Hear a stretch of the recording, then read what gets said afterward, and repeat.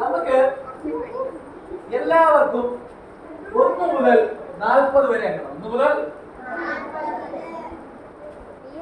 ഇപ്പൊ നമ്മൾ എണ്ണിയാലോ 1 2 3 4 5 6 7 8 9 40 എണ്ണിയില്ലയോ?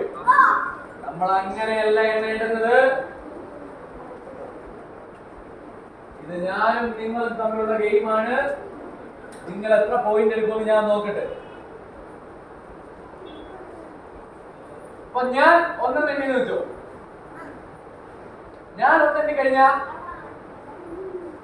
എന്റെ വലതുവശത്തും ഇടതുവശത്തും നിൽക്കുന്ന ആള് 2 എണ്ണാൻ പാടില്ല. വേറെ ഏതെങ്കിലും ഒരാൾ എവിടെയെങ്കിലും ഇതിന് 2 എണ്ണം. ഉദാഹരണമായിട്ട് ഞാൻ 1 എണ്ണി. 1 കണ്ടോ, കുറെ പേര് ഒന്നിച്ച് പറഞ്ഞേട്ടോ. അങ്ങനെ ഒന്നിച്ച് വന്നു കഴിഞ്ഞാൽ നിങ്ങൾക്ക് 2 പോയിന്റ്, ഒറ്റ പോയിന്റ്.